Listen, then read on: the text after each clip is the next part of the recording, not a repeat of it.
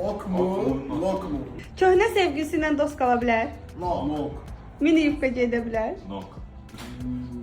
Baxır razı verirlər. Nok amma evə gedən kimi sərgir balım. Ok.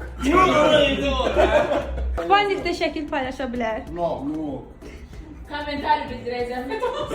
Yok yok komentariyden ok. Siz hesabı yarı-yarıya vermək. Ok olabilir. Burada ok. Sizdən çox maaş alması. Tək alsın. Tək alsın. Tək. Ben de farklı. Nok. Başqa bir kişinin yoldaşınıza kompliment deməsi. Nok. Nok. Nok. Yoldaşınızın ailəsindən yaşamaq. Oğlum ok. Məndə onsuz da okdur. Evlilik ya da nişan üzüyünün taxmaması. Ok. O taxmır. Taxmaması. Ok. Nok. Taxmalıdır. Mütləq. Ok. Bəs sizin taxmamağınız? Ok. Bunlar indi üçü də evlidir indi güya. Sonra Sonra ki ki... subaya evli. Yox, Oo. qəlbən evli. Telefonunuzu gizli yoxlaması. Ok. Ok. Nasıl ok? Ok. Burada altın vurubdur. Məndə okdur. Məndə okdur. Yaxşı, bəs siz yoxlayırsınız telefonu.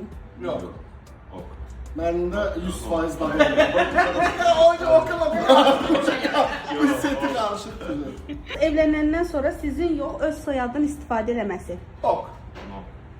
Elə bil ki, öz soyadında qalır. Yox, nok. Come here. Ən yaxın dostlarından birinin oğlan olması. Nok. Nok. Nok. Yoldaşınızın heç yemək bişirə bilməməsi. Ok. Ok. Oyunu yarıda buraxmamaq üçün telefonu açmamaq. Nok. Nə vaxt yıxsalar atıramlar, fərq yoxdur. Nok. Köhnə sevgilisi ilə bağlı deyir ki, o yaxşı bir insan idi. Nok. Nok. Nok. Əslində o da nokdur, amma nok.